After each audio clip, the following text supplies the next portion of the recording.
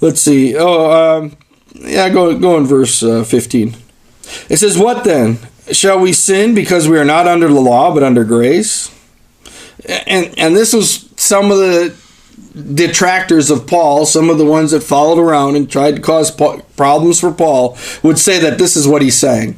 You're saying we're not under the law, we're under grace, so we should just go on sinning so that grace can abound. We should sin because we don't have to worry about the law. And he's like, by no means. Verse 16, don't you know that when you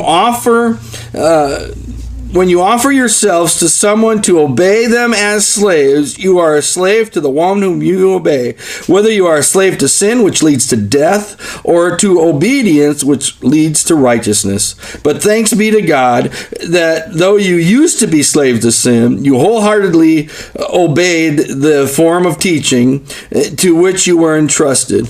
You have been set free from sin and have become slaves to righteousness. And he says, no, it's not a matter of, okay, now that we're free, that was the other one in Galatians, you'll see, it's for freedom that Christ set you free. We have freedom in God. We're free from sin. We're free from the law. We're free from all these regulations that are all around us. But just because we're free, it doesn't mean that we go on sinning. It doesn't mean that we then let sin reign in our body. Because if we go sin because of that freedom we have, if we go sin because our righteousness is by faith and not of works, then we're going to become a slave again to that sin. We're going to let sin reign in our body, and it's going to take control of us, and it's going to lead to death. It's going to lead to separation from God. We need to be slaves to God. We need to be slaves to His love, and we need to let His righteousness reign in our lives. Yeah. And the freedom we have is a freedom to be able to obey Him, to be able to serve Him, to be able to love Him, and to be able to see His life and power and love and freedom flow